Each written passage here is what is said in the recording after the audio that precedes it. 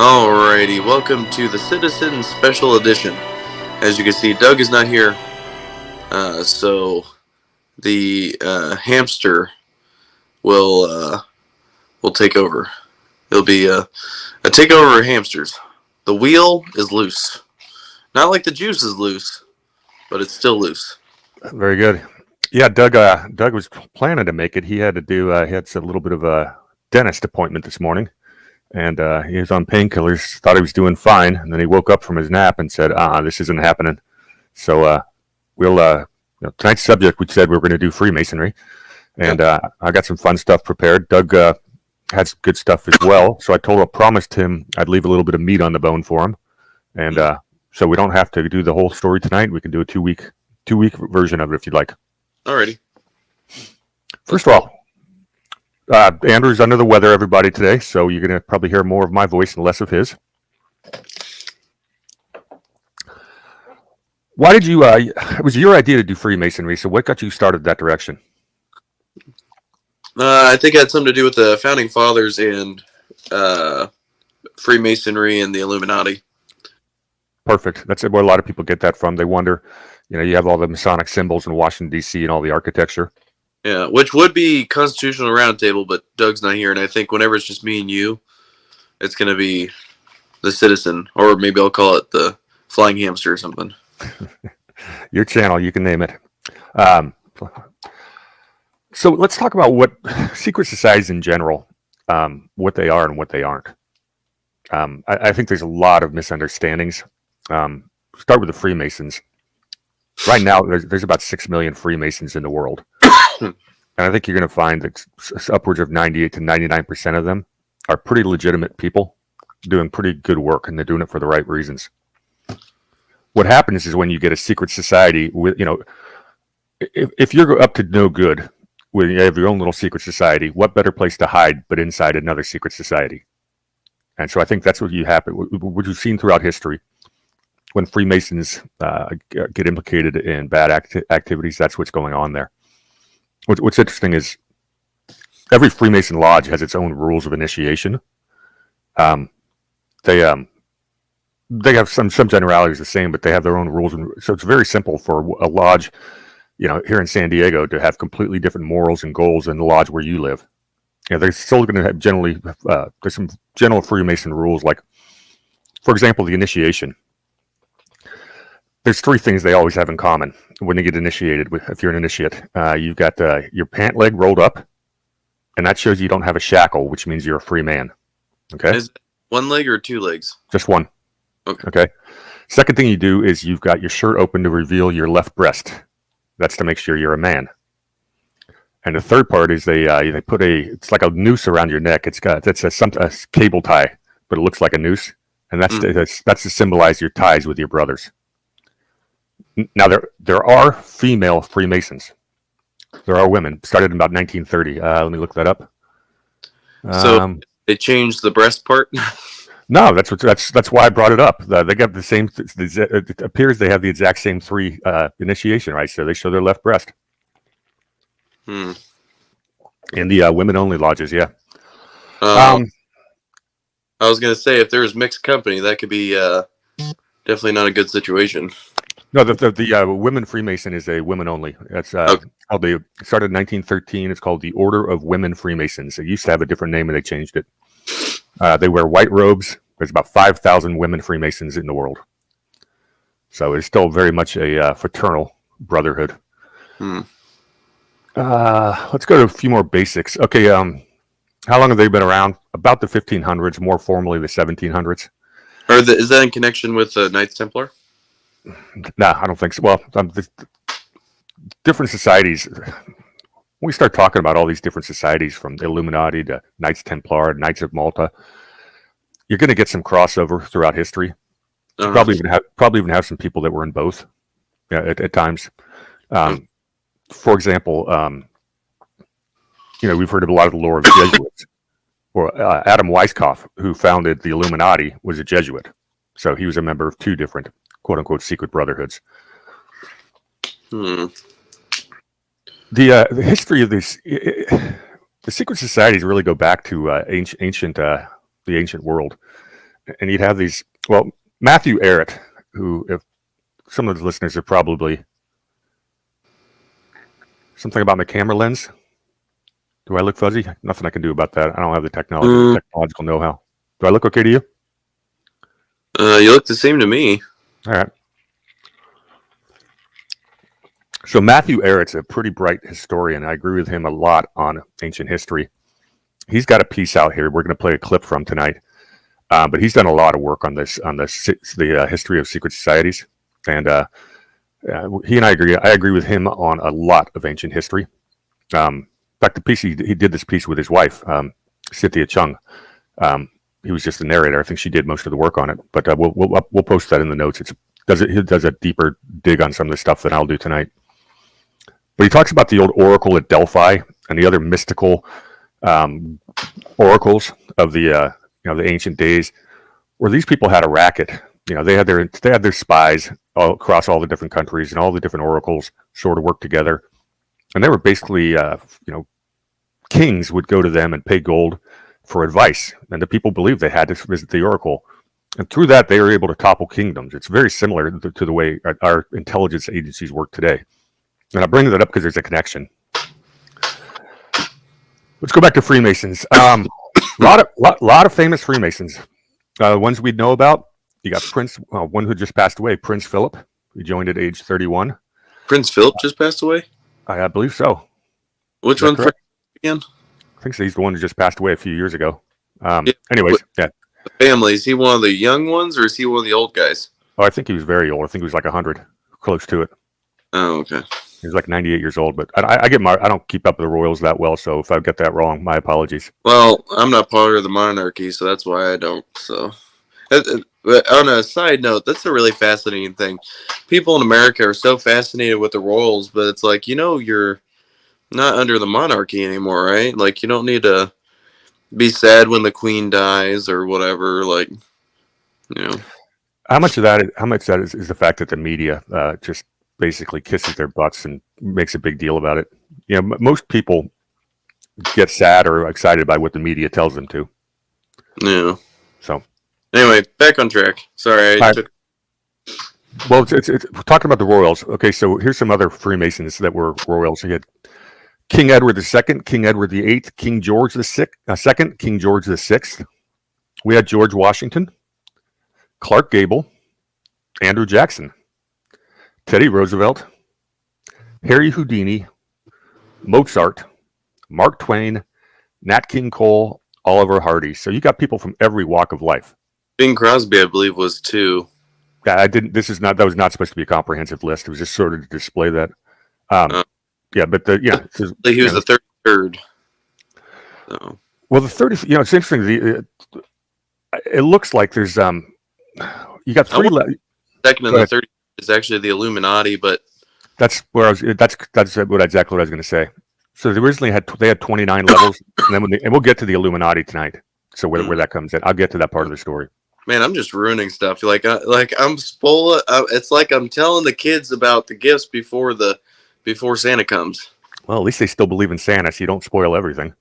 Well, I actually don't know if they do. They love Home Alone, though. So whenever they think of Christmas, they think of Home Alone. So. Okay, so your basic Freemasonry, you got 3 different levels. You got the apprentice, the journeyman, and the master. And that got you up to is either 27 or 29 levels. In 1776, I believe it was, a guy by the name of Adam Weishaupt founded the Illuminati. And they were not very nice guys. They were plotting to basically destroy Christianity and take over the world in many different ways. They got caught out. Let's see if I got the date. Yeah, it was 1776. They called themselves the Enlightened Ones. There's an Italian revolutionary leader named Giuseppe Mazzini. He was a 33rd degree Mason later on. He was working with he was heading the worldwide Illuminati operations. They were trying to overthrow Europe's monarchies. As their secrets got revealed, they were persecuted and eventually disbanded, only to reestablish themselves in the depths of other organizations, one of which was Freemasonry. So that's where you got the infiltration of the Illuminati into Masonry. That gets more interesting. We'll get to the next step of that story in a second. I want to finish up some of the more basic facts, though, before I jump into the history. Okay, it is not a religion. There's no religion or politics allowed in their meetings. The church has been, but the Catholic Church has been opposed to Masonry since 1738, and Catholics are forbidden to join. What's interesting about that is Masonry has a few fundamental beliefs. You have to believe in a higher being. That is, if you're an atheist, you cannot be a Freemason. Now, who that higher being is, they're not very set on. But a higher being, and it's because one of the things you have to do is what they're really pushing on is you're trying to improve yourself and the world around you through Masonry. That's what their idea was. And I guess we probably left out the fact that the Freemasons were originally stonemasons, and that's where a lot of the symbolism comes from. The handshakes to prevent betrayal, the passwords, the square and compass, which is their most basic symbol, the 3 pillars. I think the all-seeing eye is actually Illuminati. But that's what's that? I always thought it was too. It's kind of contradictory, though, that they don't allow religion in their meetings, but yet you have to be, I guess, in their words, religious. Yeah, believe in a higher being. Yeah. And we'll get into that because we'll talk about that when we get into the 19th century. That's when it really starts to show up, the satanic part of it. Questions so far? Oh, here's one we'll always get. See if I got this right. Some of the lodges now allow gay men to join, and there was a lot of pressure on that. And that was a big international Freemasonry fight a few years back, but that has now been settled. It's up to the individual lodge. Another fun one about Freemasonry. It's an interesting list of what countries ban them. And I'm going to go through the list, and you're going to start hearing names of countries that we generally don't think about as free and fair and open. Okay? Oh, okay. Go ahead. I think I know where you're going. Go ahead. Right. What's your guess? I don't want to ruin it. All right. Well, the first country to ever ban Freemasonry was the USSR, Soviet Russia. Oh, okay. That makes sense, but that's not the one I was thinking. Next one was the Nazi Germany. Mussolini banned Freemasonry. And then under dictatorship in 1864, Egypt did it. Same thing with Syria in 1960. That was 1964. And then 1965 was Syria. And now most Arab countries, with the exception of, I believe, Lebanon and one other. Okay, I'll reveal my what I was going to say. I was going to say the Middle East. So. And I'm not sure why I didn't get to the reason of that. Maybe I'll have that ready for you next week. Because it's fascinating because, Allah would be a higher being in their eyes. Well, maybe they banned it because of the nefariousness of the Freemasons. Although I've heard some very sketchy things with the Middle East, and not just talking about normal stuff, like practices that they deem normal to be, you'd be in prison for life or something here. Like, oh, sure, they throw, some countries they throw homosexuals off the buildings. And yeah, not just that, but a bunch of other stuff, and it's insane. You jail women for showing your face in public. Yeah, they've got beliefs that wouldn't fly too well here. Yeah. Let's check the chat real quick. Anything interesting? Gay Freemasons. That's kind of funny. It cracks me up.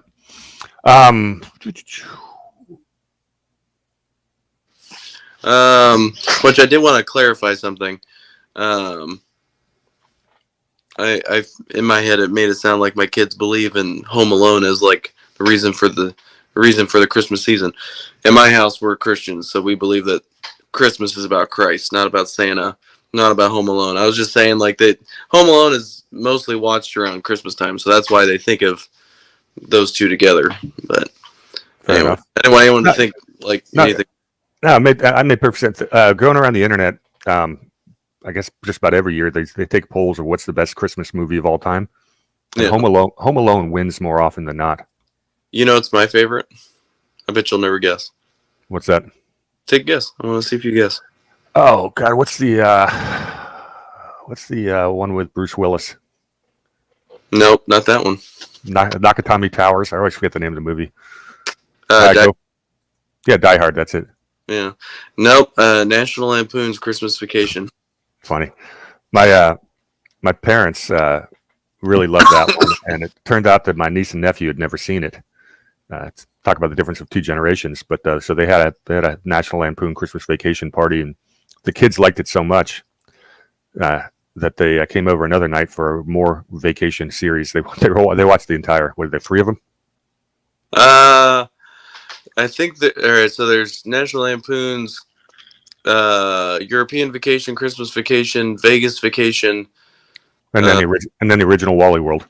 Yeah, that one. So 4 maybe.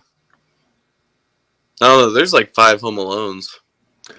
Brian, I don't have an answer to why they would have an issue with gays. I thought that was an interesting bit of trivia, so I threw it out there. I did not do any deep digging into anything like that. For my side, as far, I mean,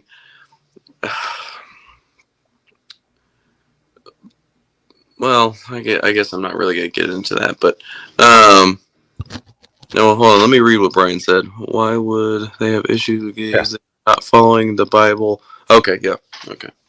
Yeah, I was gonna say biblically, homosexuality is wrong and abomination. So you'd think that if, yeah, what he said makes sense. That's a contradiction. Yeah, yet you see many world religions have opened themselves up to homosexuality in the last few decades. So, different interpretations of the Bible. Let's not start a holy war on this one tonight. Fair enough. Yeah. We'll pacify that one for another time, or y'all could tune in to. I'm going to do a shameless plug here.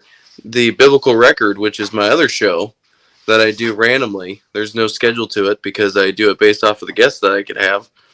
And I think whenever I get more time, I'll start doing them where it's just me, but I answer a lot of those questions. Whenever I have a guest on and they have a point of view or alternative theory on something, I do challenge it because everything I go off of is off the Bible. So if the Bible doesn't talk about it, then we kind of go into the speculation, but that's where it has to stay.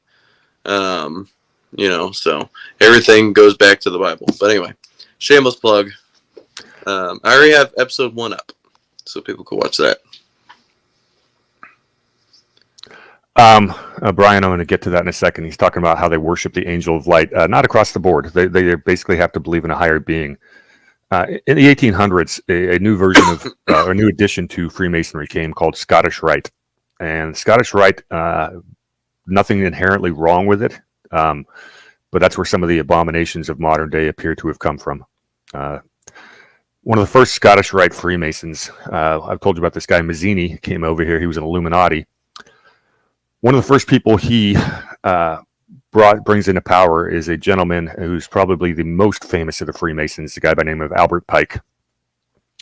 I brought up a picture of Albert Pike. Let me see if I can pull that up. Yeah, because it has the word gays in it. They're asking why they can't see his comment. It's probably because the word gays and Bible and religion. And I mean, you'd think if it says gays, they'd be okay with it, but they probably, because it sounds like it's giving a negative connotation towards gays, that they probably blocked it or something. I don't know. Either that, it's just YouTube's comments are always a little bit funky. That too. Yeah. All right. This gentleman here is Albert Pike, and he's just an interesting enough character. I thought it was worth looking at him. Well, Albert Pike was a Civil War Southern general, Confederate general, or not general, colonel, or something along those lines. Wait a minute. Hold on a second. Albert Pike, was he the one that came up with the golden circle? I didn't see that, but I haven't read his entire 800-page book. Because the golden circle or whatever they were, I think weren't they tied to the Freemasons or something? Supposedly they're the ones that came up. Like, it was also in the second National Treasure. The golden circle was the predecessor to the KKK. Oh, that's we do get to. Okay. I know where you're going. I've got that here in the notes. So give me a second. Yep. Okay. So Scottish Rite comes in existence in 1801. At the time, a lot of these Freemason lodges were still very humanists, which is a good thing. They want for the better of humanity. Scottish Rites brought a little bit of different element to it in some of them, and that's where we start getting to this stuff. Hold on a second. Hey, Brian, we're not blocking you. I don't know. I think it's YouTube blocking you if they are. I can see your comments, but Yeah, I can see you just fine. So Pike and a guy by the name of Colonel Saunders start running a Masonic lodge in the South.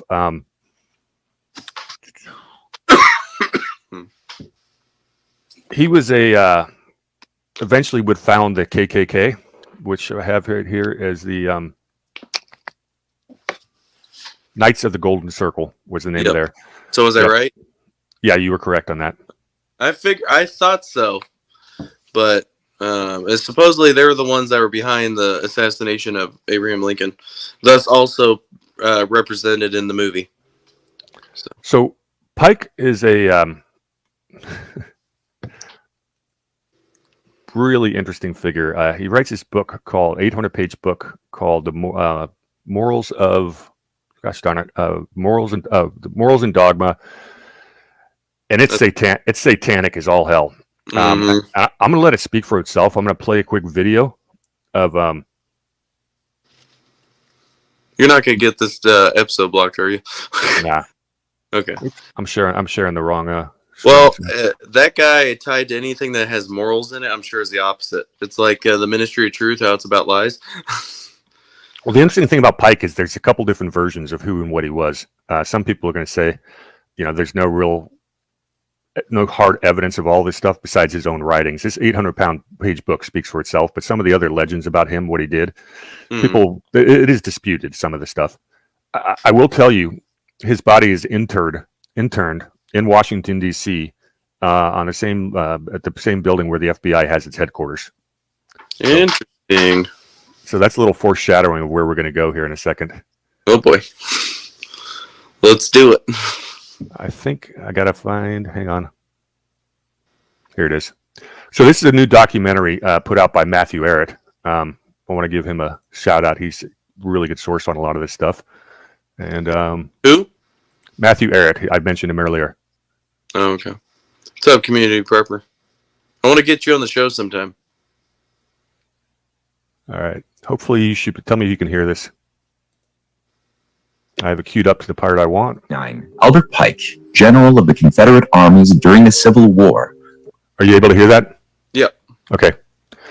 This is I think it's about a 5-minute sketch, but it's worth hearing about it. Was elected Sovereign Grand Commander of the Scottish Rites Southern Jurisdiction. In 1871, Morals and Dogma of the ancient and accepted Scottish Rite of Freemasonry, the anti-Bible of the Rite, was first published by Pike.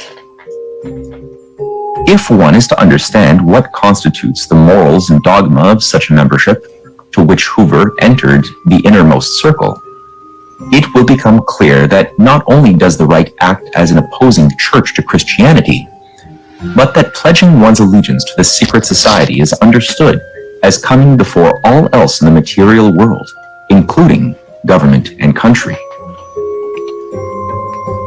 Writing about top-down organization, Pike wrote the following in his book, Morals and Dogma.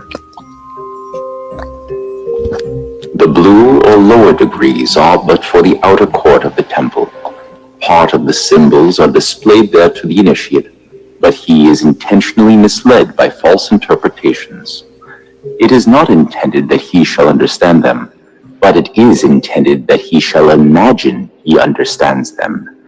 Their true explication is reserved for the adepts, the princes of Masonry.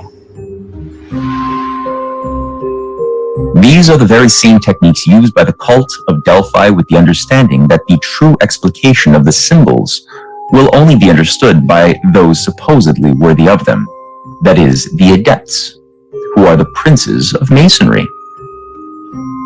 How does one know if one is a prince of Masonry? Those who are foolish enough to have complete faith in the magic of the occult will give an honest attempt to understand such symbols. However, the truth of the matter is that those who are moved closer to the inner sanctum are merely chosen for their usefulness as instruments of a higher will. While this person might be a pawn who plays the determining role in a checkmate, they remain nevertheless just a pawn within a great game they never controlled or even understood.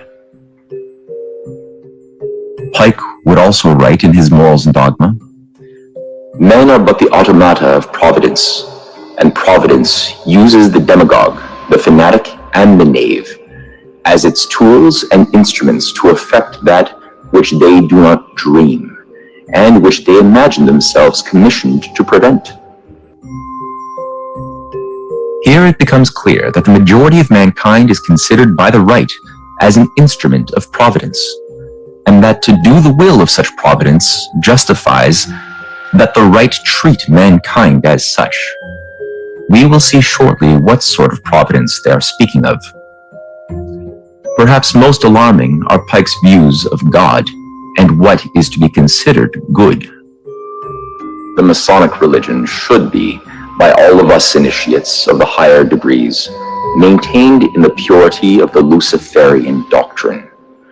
If Lucifer were not God, would Adonai, the God of the Christians, whose deeds prove his cruelty, perfidy, and hatred of man, barbarism and repulsion to science, would Adonai and his priests calumniate him? Yes, Lucifer is God, and unfortunately, Adonai is also God. For the eternal law is that there is no light without shade, no beauty without ugliness, no white without black. For the absolute can only exist as two gods. The true and pure philosophical religion is the belief in Lucifer, the equal of Adonai. But Lucifer, the god of light and god of good, is struggling for humanity against Adonai, the god of darkness and evil.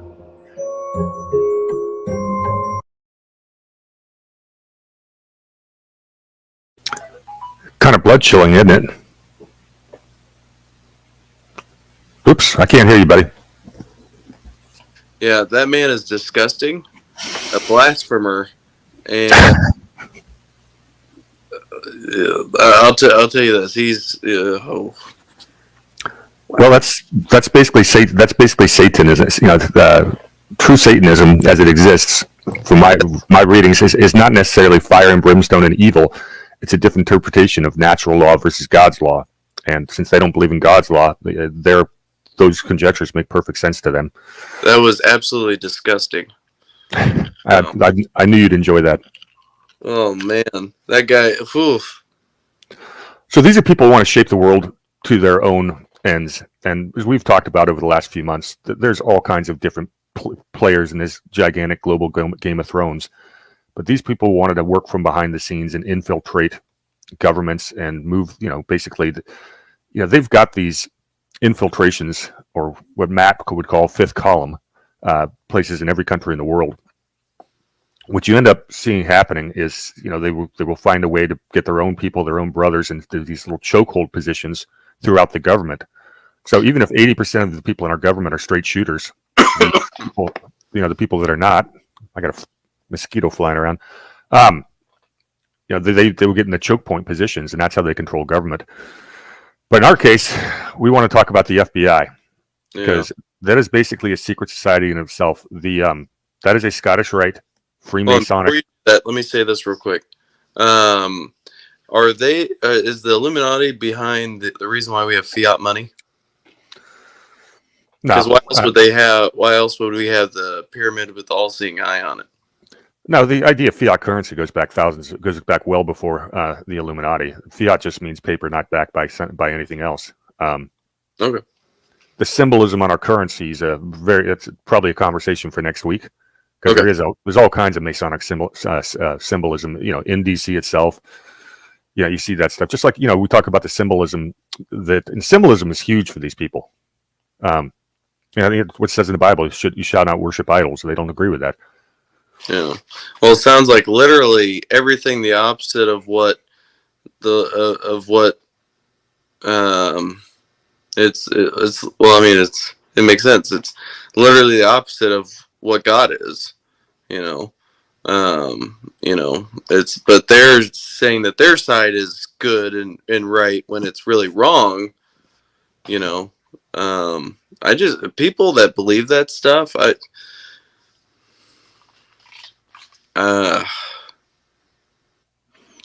So let's go back to a guy by the name of Giuseppe Mazzini. He's a guy who worked with Albert Pike. He started something called the Young Europe movements. This is not too dissimilar to the Free Societies Foundation that George Soros has out there.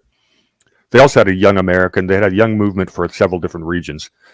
It was all about infiltrating, destroying the monarchies, etc., destroying governments, and basically creating their. Eventually, this is all leading toward their one world order under Satan. You know, that's where it all ties into. These are the eugenicists, everything like that. These are just different versions of that giant movement. I think you're talking about the FBI. Yeah, we're about to get there. I know I've been throwing everything kind of off, but my brain's actually working right now, which I'm shocked. No, I'm not going. 5 minutes ago, my brain was. I could even rub 2 sticks together, make my brain spark. No, I didn't set this up to go in chronological order, so it's fine. Okay. Hey, we got 12 people in the watching right now. That's a good number. I think that's the highest we've been so far. And they're live, yeah. Yeah, it's funny. We get about 10 times more. Well, last week we got was it 2 weeks ago? We got a couple hundred views, so starting to grow the channel. Yeah, I think people don't like all 3 of us in the same video. That's not true. Doug's always a big pull. Yeah. Well, I'm saying like if it's me and you, it's great. If it's you and him, it's great. If it's me and him, it's okay. But if it's all 3 of us, that's about the worst. So we get to the 20th century, around the 1900s. A guy named Charles Bonaparte comes over, Napoleon's cousin. He was involved in some of this stuff. If you've heard me talk before about the Anglo-American, global empire or rules-based orders post-World War II, the way the British have always been able to control so much of the world is they use intelligence, what we would call espionage, and that's really what these people do with this fifth column type stuff. They infiltrate, they bribe, they find people in other countries that are willing to do anything for power. They put those people in the positions of power. They use money, bribery, every art of espionage you can think of, murder, you have it. And they do that so they can topple governments they don't like, exploit resources, and everything like that. We get to the 20th century, and a gentleman by the name of Palmer is put into basically, is he the Attorney General? I don't know, he's in a pretty high position. He created it's the predecessor to the FBI. I guess what's going on is the Secret Service was being used by other government agencies for investigative purposes, and they put an end to that under Teddy Roosevelt. And that created the need for a new investigative unit, which became the FBI. Hoover gets named the first head of the FBI. In 1990, these are basically civilian vigilante spies, informers, provocateurs. They were set loose on unions, radicals, civil rights advocates. The American people absolutely could not stand it. They were very upset about this. And the Palmer raids were really the beginning of the security state. Basically, enough people were willing to sacrifice freedom for security that the Palmer raids, became a forgotten thing, and the FBI came into fruition or came into existence. From day one, the FBI, was founded by the Scottish Rites Freemasons. Hoover was very easy to compromise. He was a cross-dresser. He had a massive ego, God complex, and made him very easy to handle. He had something called a fidelity chapter, which is basically the militant arm of the FBI that was probably dealing with the descendants of today. That was basically descendants of the KKK. Another fun part of this story was under FDR, a guy by the name of Thomas Walsh was getting ready to fire Hoover. Sort of like JFK came in, he said he was going to blow the CIA to smithereens. And sort of like Trump said he was going to take down the intelligence agencies. Well, Palmer came in and he was going to blow out the FBI. The FBI was doing all kinds of they were always trying to destroy good nationalist or good American values because they wanted to topple the country for their own internationalist purposes. That's always been the goal. The FBI wasn't they'd investigate some crimes because there's always some straight shooters. But the inner circle, the Scottish Rites, now they always had a different agenda. Well, Thomas Walsh, he was going to fire Hoover, and somehow he died the day before taking office. So that shows you the length these people will go to. See what else we have here. You have questions? That's a lot of information. I don't really. I'm not surprised that if I heard this correctly, that there's a connection between the KKK and the FBI. Is that what I heard? Yeah, that's Albert Pike. Yeah. Again, if you got I forget the name of the building in D.C., but it's right there in the FBI headquarters. Yeah. The two most famous of these Scottish Rite Freemasons, I would call them Illuminati. I think that's the natural connection there. They got the internment or whatever, or the monument to Pike, and then you've got Hoover's desk. Hoover's quite the character. One of the books I'm reading by Whitney Webb, I've described, talks about it's going in all the Epstein chronicles. Hoover was seen at a number of parties of people belonging to the mafia, elements of the government, you name it, and these were basically homosexual orgies. And Hoover was always in a dress. There's been several people have testified to this. Ex-wives of mafia leaders, etc. Ties into the whole underworld, CIA, global narcotics trafficking, which I've talked about this here on the show before. But that's Hoover for you. And to understand the kind of power he had by getting blackmail on other people, Hoover's reign of terror lasted through 8 presidential administrations. They couldn't get rid of him. He had dirt on everybody, and everybody had dirt on him. And that's the way the game is played in DC, and I don't think it's changed.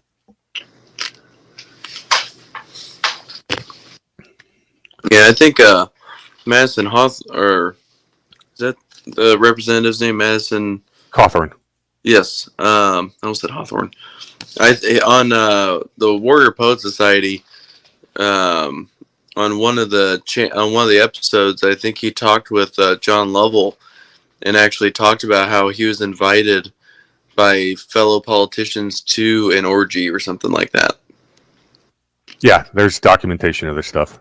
These aren't conspiracy theories. Yeah.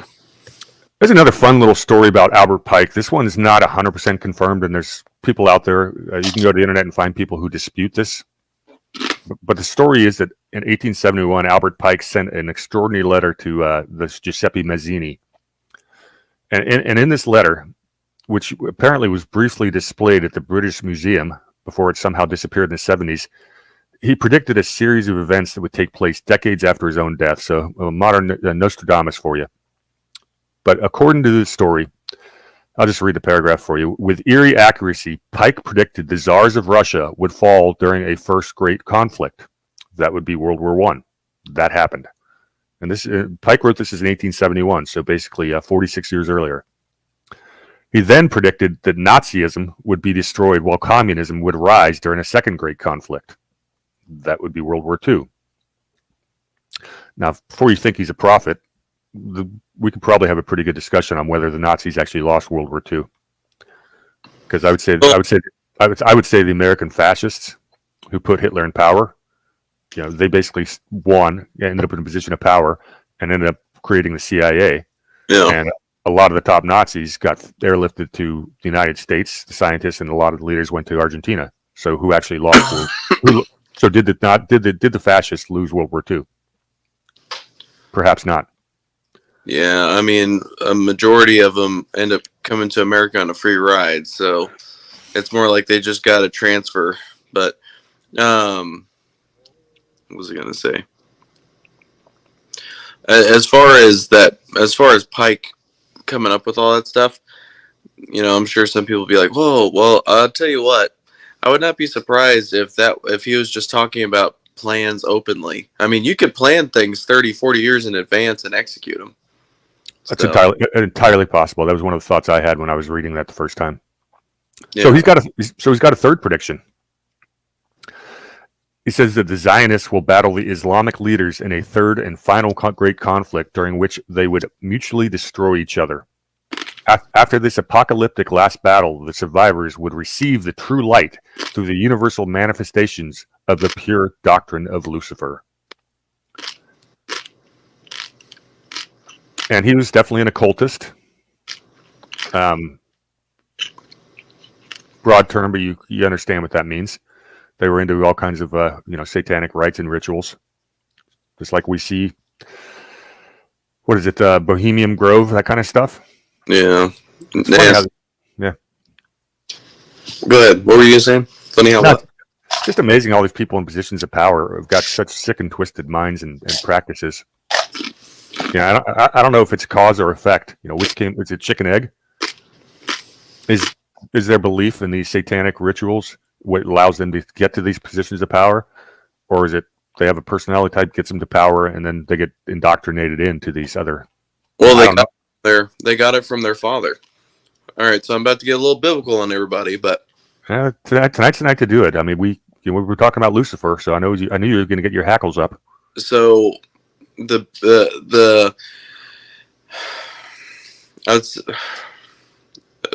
trying to figure out how to word this.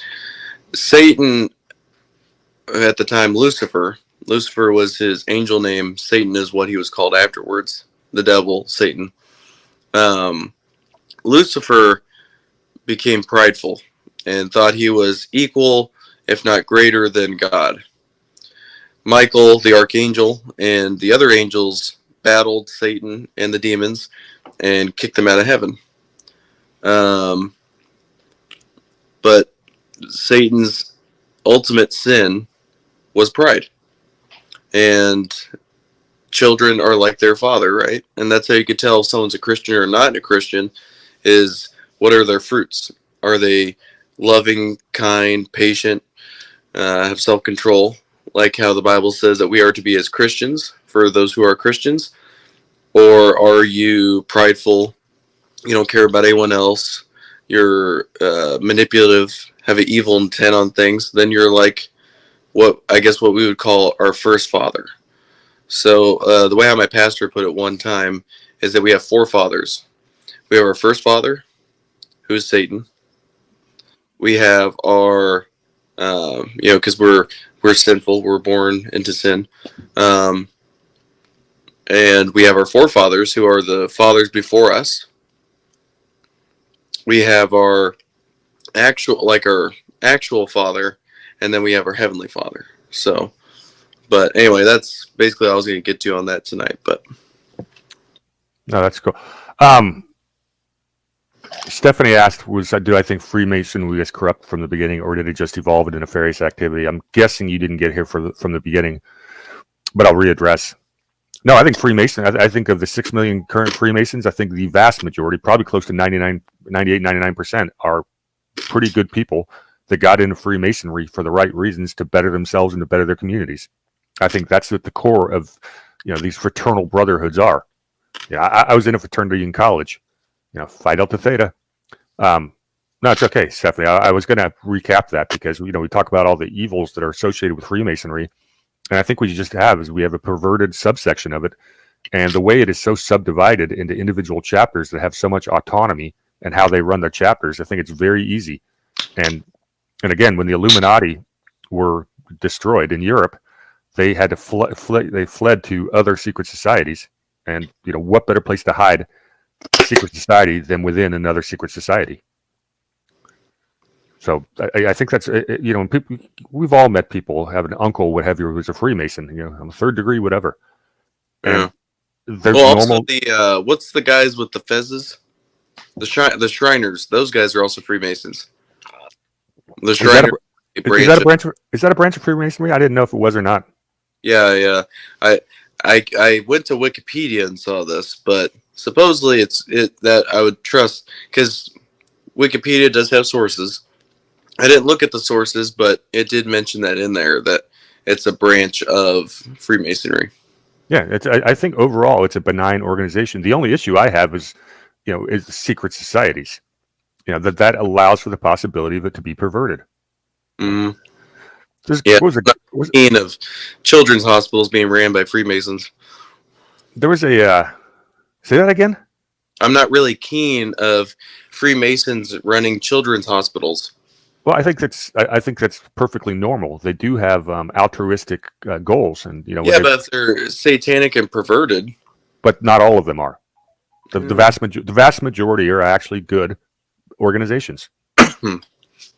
Masonry by itself, it's just Freemasonry by itself. There's nothing sinister about it. It's just how it's been perverted from within in certain areas.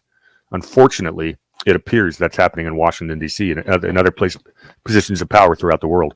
Yeah. Well, someone a while back put a connection between like all the Epstein stuff and like any like children's hospitals, the drag queen stuff, like all that. Like the Super Bowl is one of the biggest human/child trafficking event of the year. So the Department of Children's Safety or whatever that is really is nefarious. Granted, I don't have documentation of this, but that's the rumor mill. Well, we talked earlier about my favorite secret society is the Order of Skull and Bones. You remember a couple months ago? That one's mostly presidential, though, isn't it? Oh goodness, no. Do you want me to track down that? If you can entertain people for a minute, I'll track down my list of prominent members of Skull and Bones. But it's you got everyone from Prescott Bush, George H.W. Bush. You've got the founder of Time Magazine. Oh goodness, it's a wonderful list. It's funny. One of the co-founders of that again is a narcotics smuggler. Yeah, same way. Same way. Same way Rockefeller's dad was. Father was a opium dealer selling elixir. There's a lot of this ties into narcotics. It always has. I mean, probably pretty much since the British East India Company figured out how to use the opium wars to take over countries, etc. That's been the game plan for 300 or 400 years. What do you mean, Stephanie, that's not your comment? She said this was a comment in my group chat earlier. Oh. Rosu, Ugh, today. I'm not understanding that one. The Freemasons are very bad. Many don't know that their buildings put curses on those who enter. This would include... See, I am not seeing that comment. Well, I just read it to you, so right. That's weird. I guess what's your take on that comment?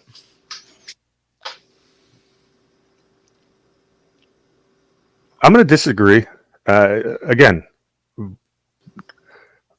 there's a lot of good in the world done by Freemasons, and if you look at their core fundamental philosophies, they're pretty reasonable and admirable in some cases. You get good, top people in their community. They recruit, say this is a good person. We'd like to have him join us. The fact that it gets perverted from within in some rare instances, that's not you can't cast that blame on the rest of them because they are so subdivided. It's not a very well organized, and even Albert Pike, when he was at his prime, he set up 23 subordinate councils in strategic places throughout the world, including 5 grand central directories in D.C., South America, Naples, Calcutta, and Mauritius, which were used to gather information. I mean, this is they were basically a giant intel agency, and intelligence is more than just gathering intelligence. It's about manipulating the countries. Yeah. There's people that were pulling their puppet strings. We talk about who sits at the table, who really are the puppet masters. Yeah. They're taking these FBI, Scottish Rite, Freemasons, they're taking orders from somebody else. There's a lot of people that sit at that control table, and they're always jockeying for position. But that's kind of how the way it works. The vast majority of Freemasons don't know anything about that, just like the vast majority of people don't know. You talk about they have the different levels of Masonry up to the 33rd level, which apparently the Illuminati brought in. They're not telling the lower orders what's going on.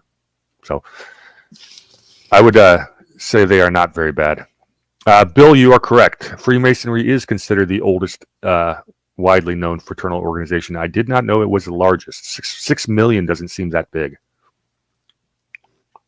Well, I guess that the organization has, obviously rules that that's prejudiced towards who joins. I mean, that would actually kind of make sense. So, all right, I'm pulling up my list of Skull and Bones. I put together this list for a presentation I gave a little while back. Oh, Skull and Bones, you had the Dulles brothers, I think. All right. So this is fun. I may have done this on your show before, but for this audience, I'll do it again. Skull and Bones. This is the worst of the secret societies that we know about, I think. Set up by Alonzo Taft in 1832. The co-founder. He's a co-founder. He built the links that ties all the people together. Is he the president? No. He's the father or grandfather of William Taft, who will get there. So, see, they were 46 years apart in Skull and Bones, so I bet he's grandfather. Yeah. Oh, Brady, by the way, you have 9 minutes left. Are we cutting off at 1 hour exactly? Yep. Mm-hmm. Well, I can get through this in 9 minutes. Perfect. So Alonzo Taft was also Ulysses Grant's Secretary of War and Attorney General. So very prominent man. The other co-founder, and this is Yale University, and they pick, I believe it's 16 people, juniors, every year to be Skull and Bones the next year, and they enter into positions of power throughout the government. This is the best of Yale's people. It is an old boy network like no other. William Russell is the co-founder. His family made its money in the opium trade, and the Russell Trust still manages all of the Skull and Bones assets to this day. I would imagine that's a really large chunk of change. There's a guy named Morrison Waite. In 1837, he became a Supreme Court justice. You had William H. Taft. He's the only person to ever serve as a president of the United States and on the Supreme Court. Also the man Teddy Roosevelt pushed aside to usher in Woodrow Wilson, which I say shows the different factions even back then. There's Harold Stanley, 1908. You know who he is? What was the name? Harold Stanley. I'm guessing it's the famous Stanleys. Co-founder of Morgan Stanley Investment Bank. Interesting. I was thinking Stanley the carpet cleaner, but you ever heard of? No, I don't think there's a relation there, but you never know. If the investment bank might have had a cousin, probably financed his business. Who knows? Ever heard of William Averill Harriman? Mm-mm. Bonesman, 1913. He's the son of railroad tycoon Robert Barron, E.H. Harriman, and one of the founders of Brown Brothers Harriman. He was also a participant in the business plot in 1933, where they tried to overthrow FDR. As was this next guy. Ever heard of Prescott? Overthrowing FDR be a good thing, though? That guy was a jerk. We don't do coups in America. Well, I know. I'm just saying, like... Look, FDR expanded the government as much as anybody since Lincoln, and so I do not like him, and I never will. Was he all bad? He inherited the Great Depression, which was basically created by a terrible system. He cleaned out that system. He gave us actually good securities laws. He wasn't all bad. He makes my bottom 10 presidents of all time, but he doesn't make my bottom 5. Fair enough? Okay. I'll roll it. All right, next name I have on here. This one you'll know, Prescott Bush. Yeah. He was the co-founder of Brown Brothers Harriman, along with William Averill Harriman. That is an exclusive Wall Street bank that really only catered to about the 50 richest families in the Northeast, the Yankees.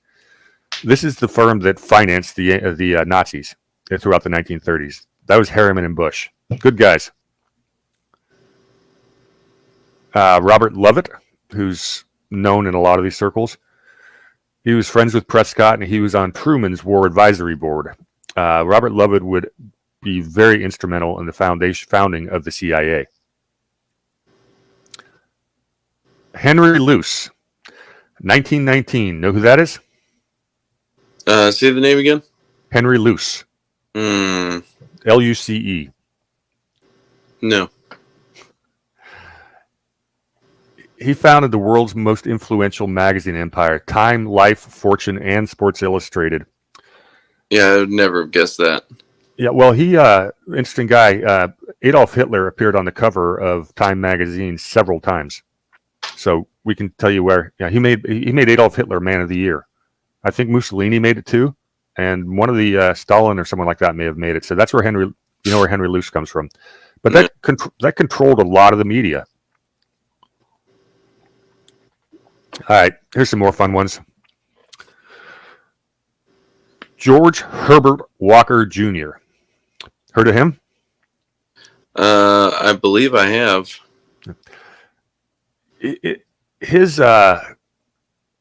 father-in-law and his father both served as Secretary of State, if I have that right. He was a big financier, and he also was the founder of the New York Mets, so he's a big New York power player. Wait, say that name again? George Herbert Walker Jr. That's who George Herbert Walker Bush... Bushes. So this is who George Herbert Walker Bush was named after. Oh, okay. That's how close these families are. Gotcha. All right, this is a big one. You ever heard of James Jesus Angleton? You should know this one. Who? James Jesus Angleton. Did you say Jesus in the middle? That's his middle name. James Jesus Angleton. Yeah.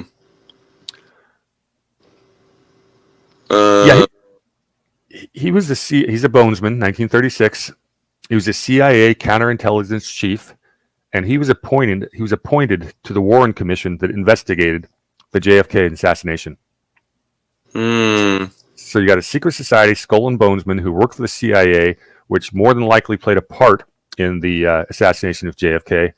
And this guy sits on the committee that's investigating him. Interesting, huh? Mm-hmm. They make the mess and then they have their own clean it up. Mm-hmm.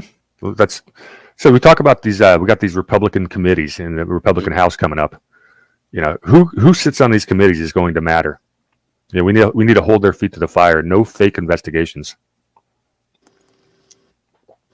Who's your most shocking person on that list? God, none of them.